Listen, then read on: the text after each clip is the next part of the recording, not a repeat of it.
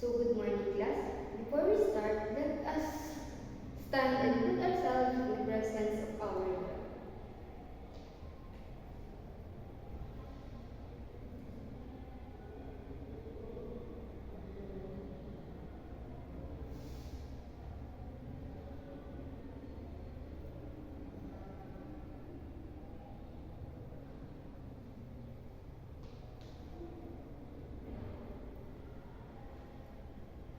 Amen. Next, we will have our checking of attendance. Miss Secretary, do we have any absentees for today? None?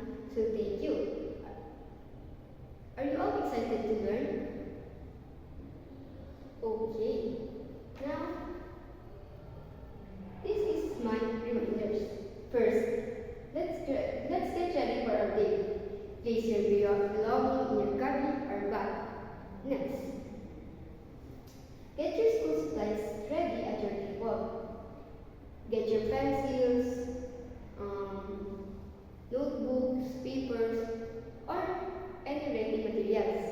Next, use the bathroom and wash your hands if you need to.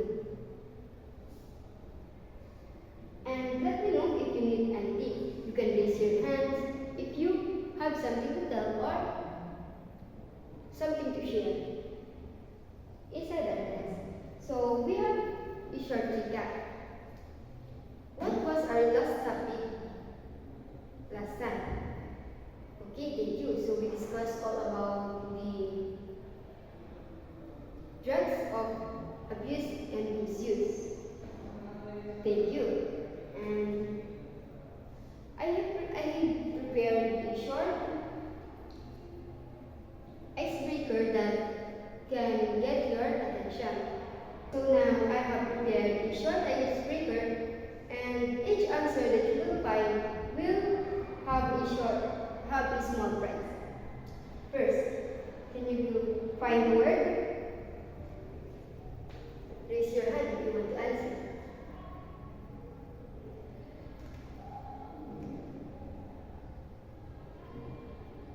Okay, thank you. You have all find all the correct words. Now we will proceed to our topic. The classification of drugs. What have you noticed? But before, what have you noticed about our activity? Okay, that's right. It's all about the classification of drugs.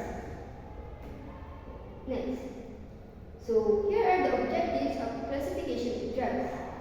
At the end of the lesson, learners should be able to describe how drug of abuse is classified. Next, classify drugs of abuse according to the events on the body, and appreciate the importance of drug awareness in our daily lives. Do you have any questions? None? Okay, let's proceed. So, what is gateway drugs? Can someone read? So, gateway drugs are such as cigarettes and alcohols are legal, and a non-drug user might try, which can lead him or her to more dangerous drugs such as marijuana and shampoo. So, ang gateway drugs, it is accessible to an adult or in a legal age. For example, the alcohol. We can buy or bought alcohols if or at any point of or place. We can find also the selling of alcohols, beers, and cigarettes. Next is depressant drugs. So what is depressant drugs? So depressant drugs, it is slow down the central nervous system. These drugs make patients or feel sleepy and lightheaded. Depressants include alcohol, barbiturates, and tranquilizers. So on depressant drugs ay drugs which is ginagamit or karaniwan natin nakikita sa mga tao na nakakaranas ng depression, which is ito rin ay isa nakakasama kasi may short-term or long-term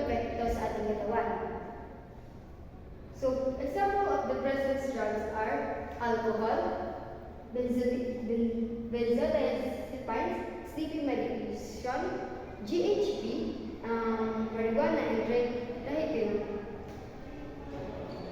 So the effects of depressive drugs are relaxes the body and mind.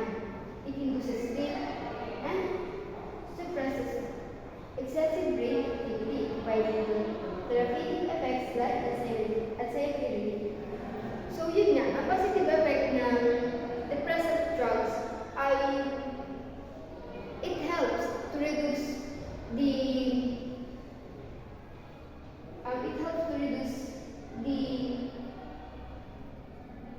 excessive brain activity or yung pag-overthink natin na pag-overthink ng mga taong depressed. And it induces sleepiness. Nagbibigay siya ng pahinga, kaya tinitake nila ito kung baga makakapagpahinga sila at magbibigyan sila ng time to relieve the stress. And it relaxes the body and mind. So yun nga, so kapag mas restricted yung depressive drugs, karaniwan,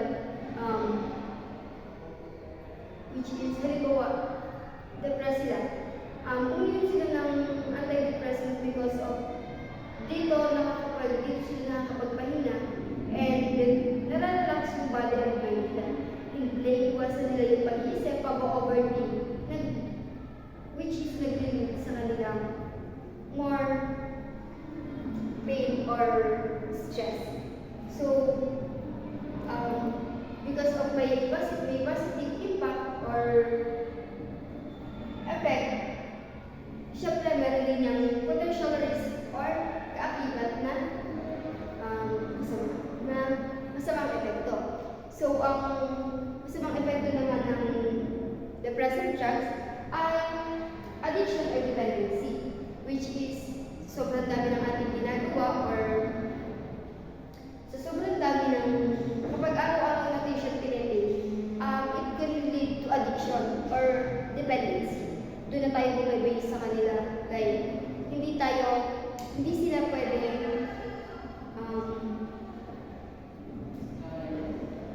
pwede mawala sa kanila yung gamot na yun. Next is overdose, which can lead to coma or death. Kapag ka na-overdose tayo or na-overtake, we may experience coma or death. Next, stimulant drugs. What is stimulant drugs? Can someone read?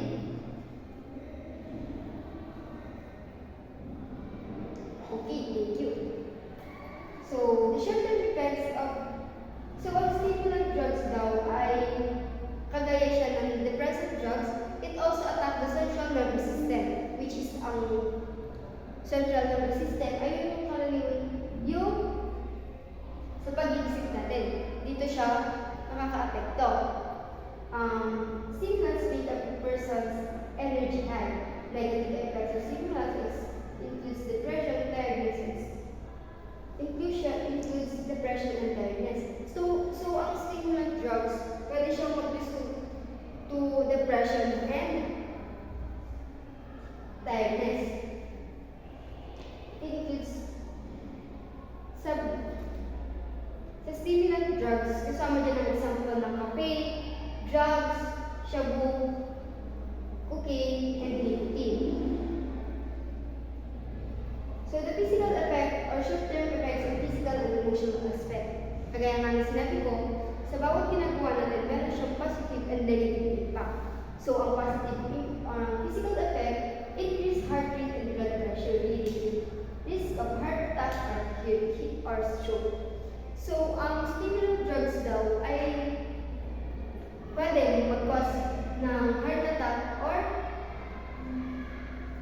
stroke because of so much energy. Kagaya nga na sinabi, ang stimulant drugs ay nagkakause ng so much energy. So kapag meron tayo so much energy, it can cause heart attack or pagbilis ng tibok ng ating puso. Next is hyperthermia or elevated body temperature. Yung sobrang init naman ang ating katawan. Next is dehydration or electrolyte imbalances. Dito nawawalan tayo ng lana or nawawalan tayo kapag ka naubos sa katawan natin yung stimulants, maaaring maramdaman natin yung sobrang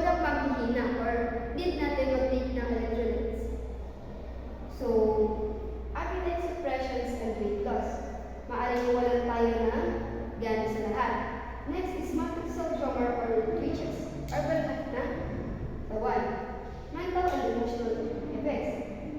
Kapag nakapag-take nila stimulant drugs, maaari natin maranasan yung anxiety, restlessness, and agitation. Anxiety, yung feeling natin, meron umahaway sa atin, may umahabol sa atin. Yung kumbaga ay maaari ang iniisip natin ay naghahalusinate na tayo.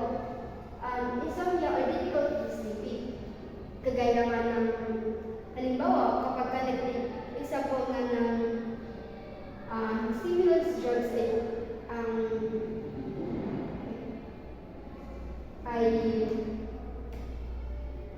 caffeine. So, sa caffeine, kapag uminom, di ba ang caffeine, makikita natin sa kape. So, which is, kapag nag-cause yun ng difficulty of sleeping, hindi tayo agad makatulog. And, paranoia or hallucinations in high doses. Kapag naman, kagaya ng mga tao, nagtitake ng drugs or should, for example, dito sila ay nakakaranas ng hallucinations or akala nila may babalik sa kanila, tumatakbo sila kasi akala nila may mahabol sa kanila, and so much and so on. And the risky behavior due to impaired judgment or overconfidence. Next is narcotics. Do you have an idea of what is narcotics is? Okay, that's right. So, can somebody read what is narcotics?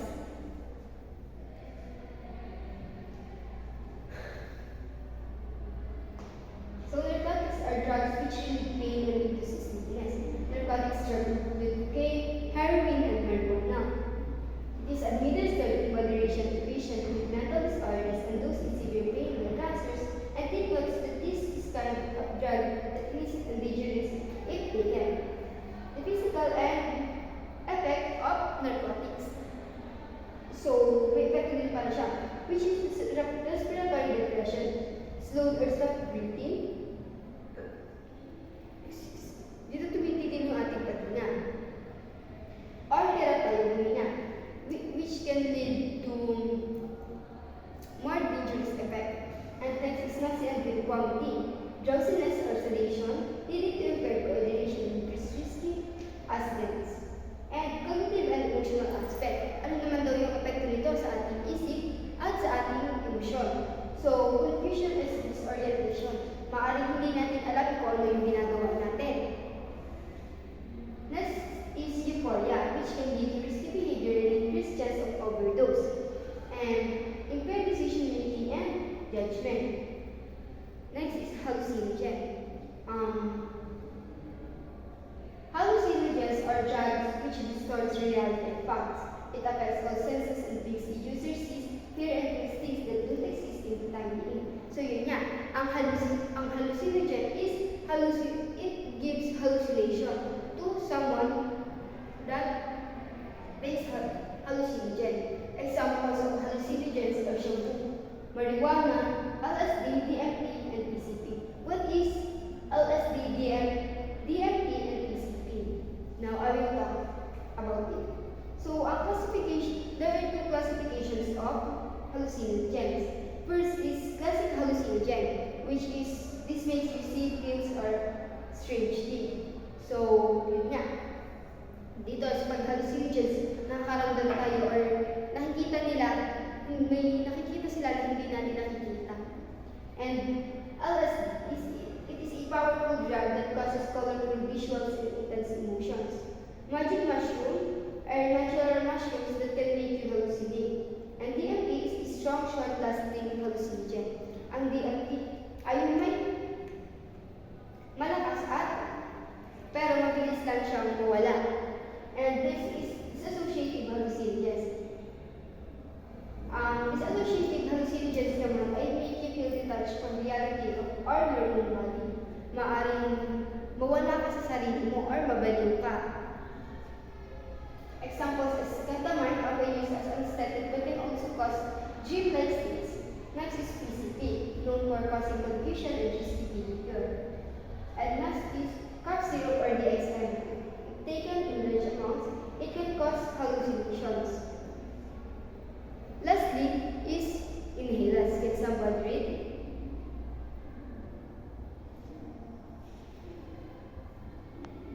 So, inhalants are found in ordinary household chemical products and anesthetics. It is readily available and accessible to your children. Inhalant intoxication is similar to the symptom of alcohol intoxication. So, ang inhalants ay accessible sa ating lahat. Maaaring makita mo siya kung saan-saan lang or sa paligid lang. Maaaring nasa bahay siya, nasa loob ng bahay. For example, ang pintura, it is an example of inhalants. Yung rugby na madalas natin ginagamit na pandikit or pandikit sa mga bagay-bagay na humihiwalay.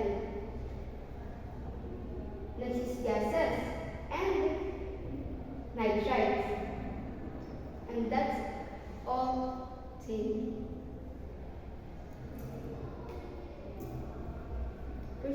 Do we have any questions about our topic? Do you have any clarifications? None? Okay, we will end our class into this topic. And that's all.